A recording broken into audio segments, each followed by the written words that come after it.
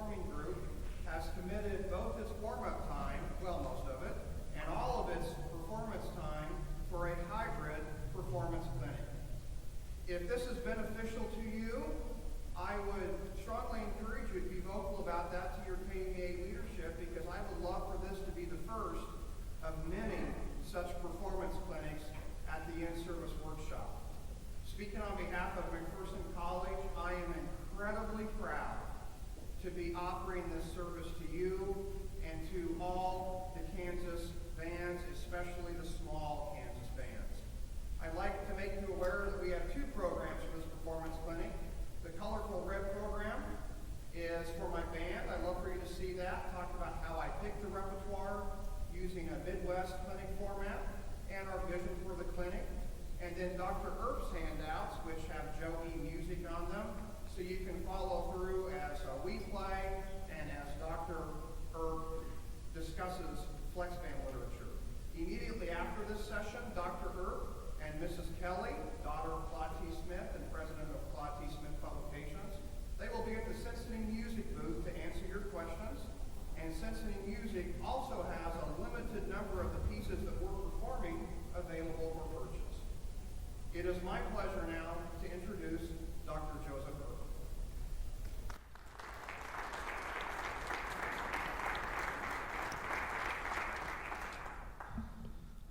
Hello, Kansas City music educators. I'm so excited to be here today to talk to you about flexible ensembles. For this first part, if we could get the house lights back up just for a second, I'm curious, are there any band directors out there or associated students on stage? If you would please stand, if your ensemble is a complete instrumentation, if you guys could please stand, and ladies, anybody, and if whoever's doing the lights, if it is possible, get the lights back up. I can sort of see. Okay, excellent. Thank you. Now, let's take that different direction. If you're band director of a middle school or high school program, or instrumental director of a high school or middle school program, or associated student, and you think your program is small, if you would please stand with an incomplete instrumentation. Excellent. Now, remain standing if you consider your program to be under 40. Okay, remain standing if your program is under 30. Cool. Remain standing if your program is under 20. And if not, you can go ahead and be seated. All right, let's go smaller, under 15. Thank you so much for that. Today we're going to talk about flexibility on several different levels. Starting, do you create and maintain energy with your ensembles for classes? Or do you feel like you're stuck in that daily motion of worried about attendance, worried about collecting forms, worried about fundraising, all of these different things, or worried about getting stuff accomplished for guidance counselors or other teachers, that you're losing more and more of your rehearsal time? I would encourage you to step back and think, what can I do to refine those processes, to utilize the most of my rehearsal time as possible to think about music and working with my students to be better student musicians. With that, you also have to approach that every day and for every part of the rehearsal with tons of excitement, tons of enthusiasm, even if it's that basic warm-up at the beginning. So let's think about class from beginning to end. Do you have warm-ups or methods that you perform at the beginning that you work through? Or do you have maybe a single sheet that you use throughout the school year, and that's what you function on to get a warm-up and method exercises in? Or maybe you don't have anything at all. And if not, I encourage you to make sure that you're working methods and exercises. If you've got a book that you use, please consider that for yourself and the growth of your program. I like to think of each rehearsal as a performance. So as you're working through even these basic exercises, treat it as a performance. Are you doing what's necessary to get your ensemble to respond to what you're doing on the podium? And equally so for you, it's a chance for you to refine your technique as a conductor as we're working on nonverbal response. So when I think about a rehearsal, I start with long tones, but I'm not going to just play long tones up and down the scale. I want to vary the dynamics. I want to do something different to keep the students engaged. And I might do it differently every time, and that's okay. After that, I would go into some sort of technical exercise or method exercise to work on maybe articulations or tempo changes, just whatever, to continue to build on that process. From there, it might be an etude. And with these exercises and etudes, you have to understand, you don't have to go all the way through the etude or the exercise every day. Maybe it's a portion that you're focused on for that particular class.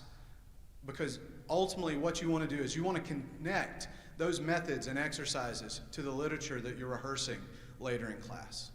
After that, I would do some tuning with the ensemble for more in-depth listening, and then we would play a chorale. So leading up to the chorale, everything's in unison, and the purpose of everything being in unison is to allow the ensemble to feed off of each other. So if there are weaker performers in the ensemble, these unison exercises can really help to build confidence from listening to the stronger members beside them. Because remember, we're all a team as we work through this process.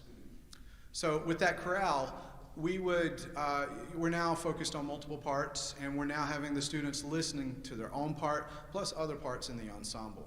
And you can even do things like vary the instrumentation, and we'll get to that here in a little bit. And then finally, we're to the repertoire. So regardless, this process, as we build through it, we want to make sure that the warm-up and the etudes and the exercises are meaningful, and that you can create meaningful connections from those exercises to whatever you're working on in the literature. And in that literature, you don't have to start at the beginning of the piece every time. For the exercise today, our warm-ups are going to be, and technique exercises are in C, which relates to the ending of Declaration Overture, which is also in C. So that we're building on the students' fundamentals and technique.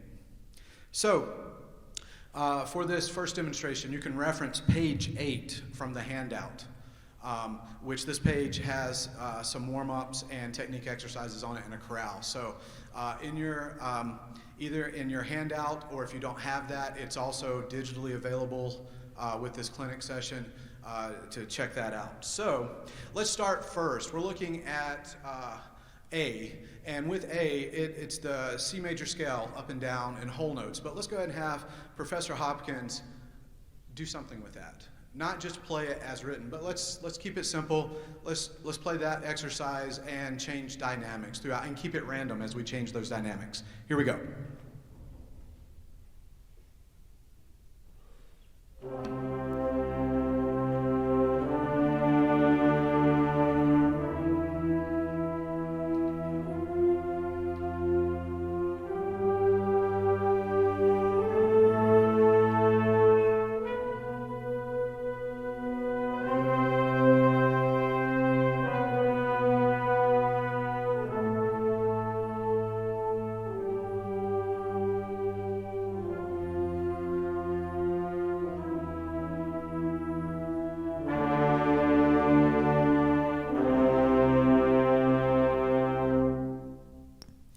So when we're playing through this, again, we're not doing what's exactly written on the page, and that's fine, because we're also developing those nonverbal communication skills. So let's take the same exercise, and instead of whole notes, let's change it to 4 quarter notes per pitch. And in addition to dynamic changes, let's also vary the tempo. So let's give this a shot.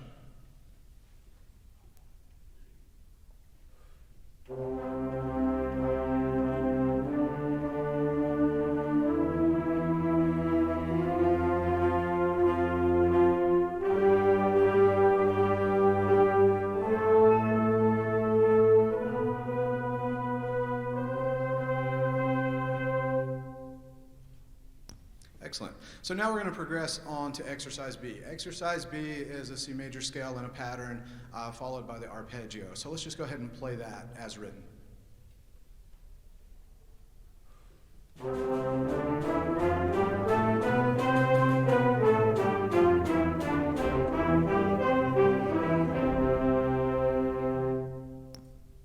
Okay, so now maybe we want to do a little bit more with that, and we want to make sure that we're connecting this exercise to what we're working on at the ending of Declaration Overture. So in Declaration Overture, there's a lot of light playing, a lot of staccato that's happening. So let's play the same exercise, but this time let's make it the eighth note staccato.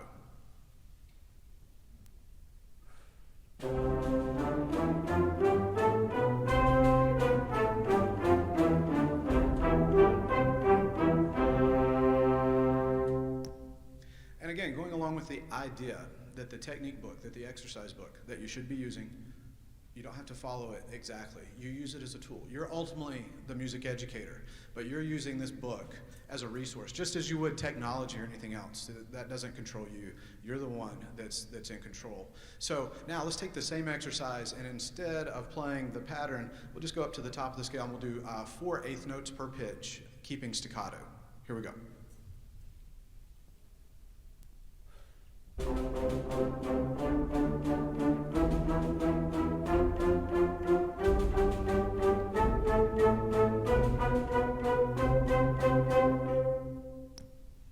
Okay, we're going to progress on as we're working through our daily class routine, and now we're looking at the etude. And again, you don't have to use the whole etude every day. It might be a portion of the etude. Whatever you can do to build meaningful connections from your techniques and exercises to the literature. So we're focusing just on the first 2 measures of this etude. So let's go ahead and play that as written.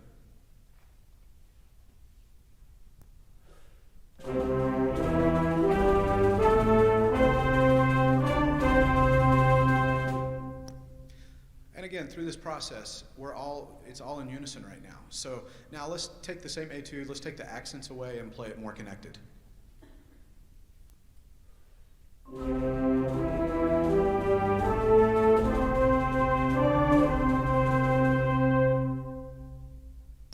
Now, to make connections to the ending of Declaration Overture, let's add the accents back and add sforzandos. And when you're doing these things, you're providing opportunities to have discussions with your class as you're demonstrating these things about how to articulate what the sforzando means. So these are all, it's meant to create opportunities for you while you're teaching. So here we go with accents and sforzandos.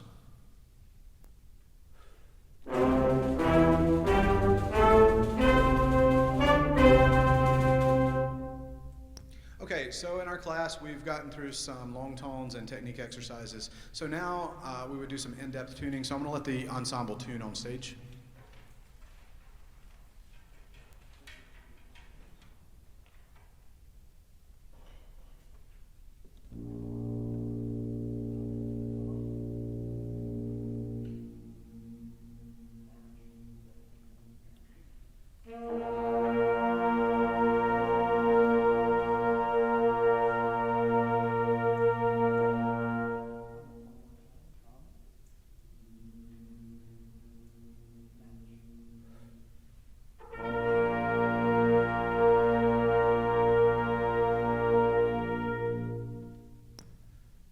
So now with the chorale, we're going from unison to help build that individual confidence to now multiple parts. With this, it is also okay to not necessarily do everything that's on the page, but work on that nonverbal communication. So everything that Professor Hopkins has done so far with making changes throughout the warm-up and conducting, let's try that out with the chorale.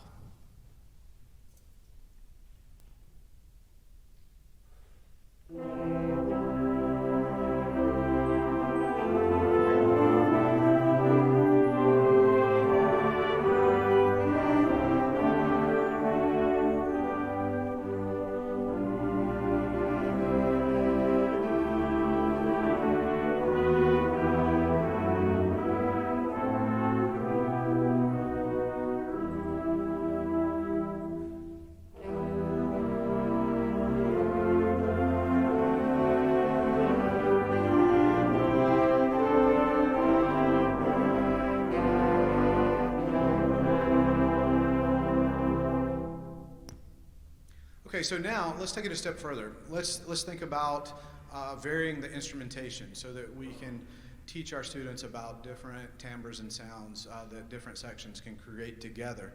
So in addition to everything that Professor Hopkins just accomplished, let's add to that. If he holds up a 1, we're going to say woodwinds and percussion only play. If he holds up a 2, then brass will play. And if it's a fist, the full ensemble will play. So we're going to vary things while experimenting with instrumentation.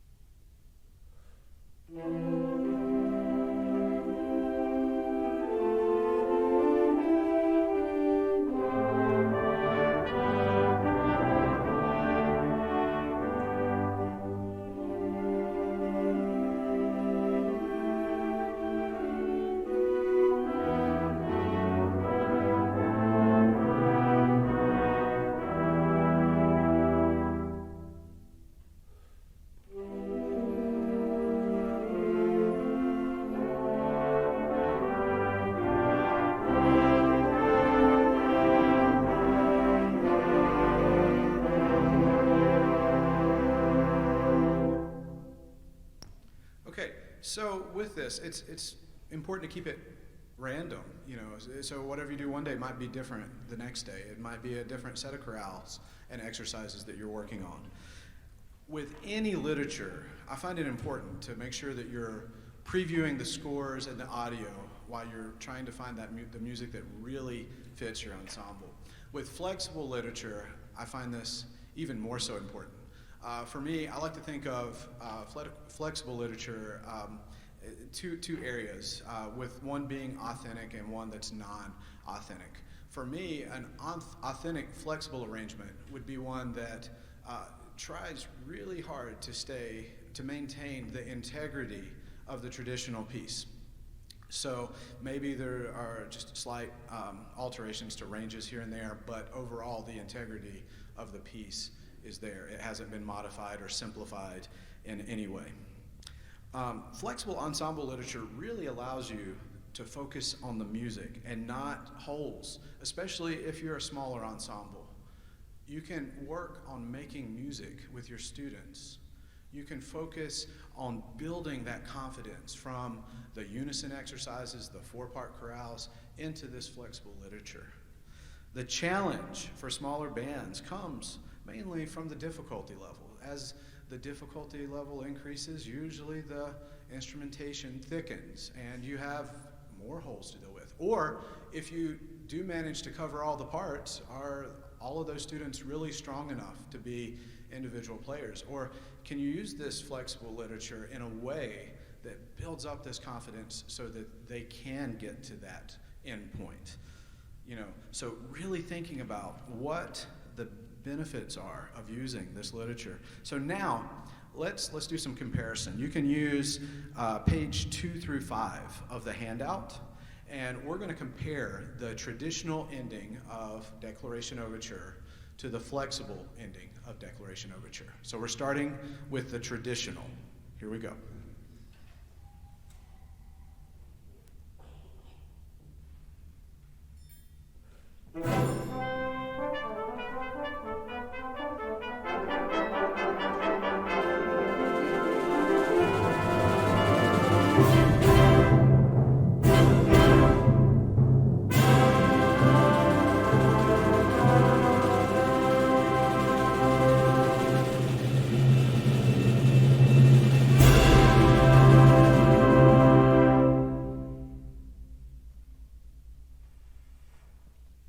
Okay, now let's listen to the flexible version of Declaration Overture, the ending.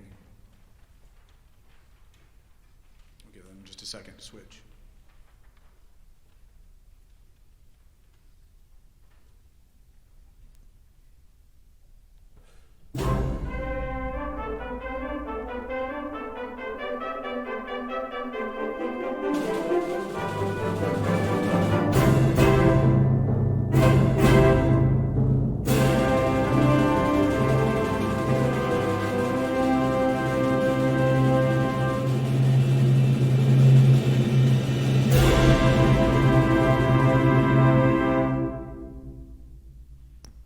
So obviously a lot of similarities because For me, this is an authentic arrangement that I tried to keep it as close to the original as possible.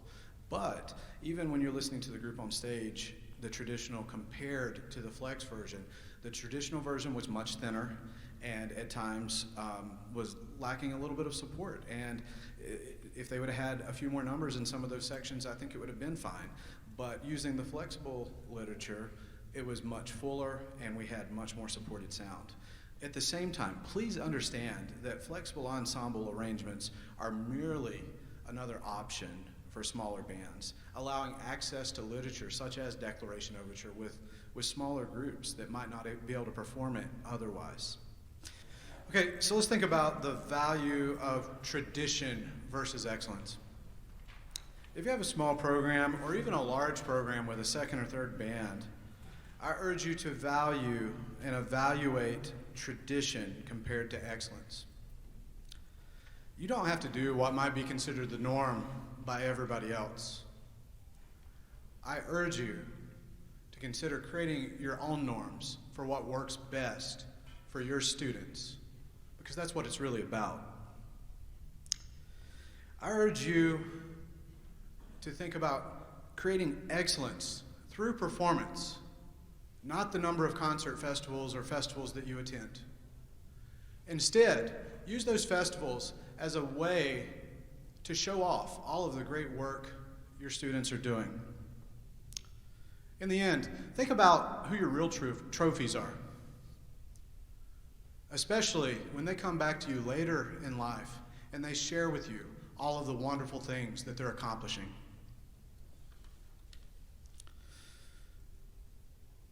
In traditional concert literature, you don't have any give as far as instrumentation goes, unless you rewrite a part yourself or make those adjustments.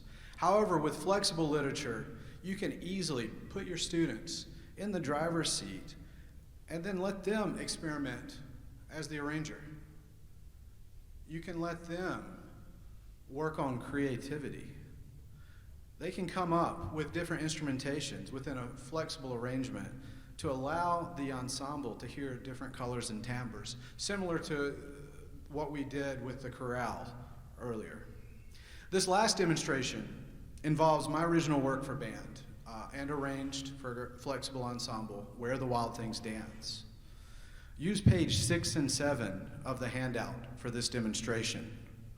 So I'm going to put it on the students here. And students, does anyone have an idea for an instrumentation variation? Yes.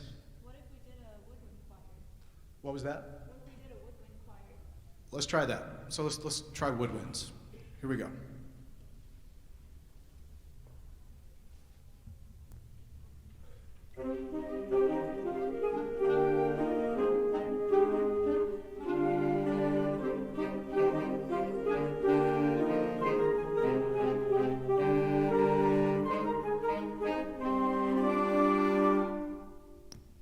Excellent. Let's have another one.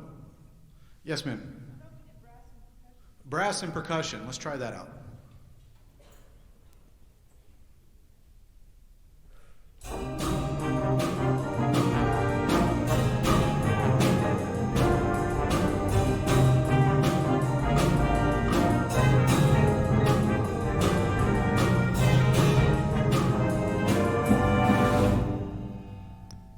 Okay, let's do one more. So one more example. Do we have any other ideas? Yes, sir.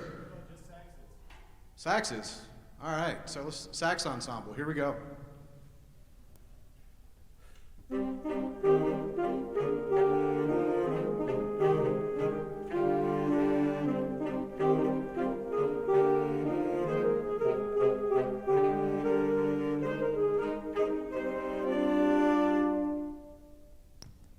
Excellent. We'll now conclude this portion of the clinic. Excuse me, Dr. Earp. Professor, oh my God. I'm just so excited. This is so exciting. Oh dear, I don't see any of this instrument here. Well, we don't have an orchestra here, so But he's an all-state player from Michigan. Dr. Earp, is there anything we can do? Okay, all right. We have to let him join the band. So go ahead, join the band. Okay, so string bass. String bass is typically, it can be used more frequently in concert band and has been. But if there's not a specific string bass part for any given piece, you're giving that performer a tuba part and they're having to worry about octaves throughout. With flexible literature, we have string parts available. So if they come in and they play violin or string bass, we're not worried about making any crazy adjustments. That's already been thought through by the arranger. So it's easy for us to include our string bass within a flexible arrangement. I would like to thank you for attending this collaborative clinic about flexible ensembles with me alongside Professor Kyle Hopkins and the McPherson College Band.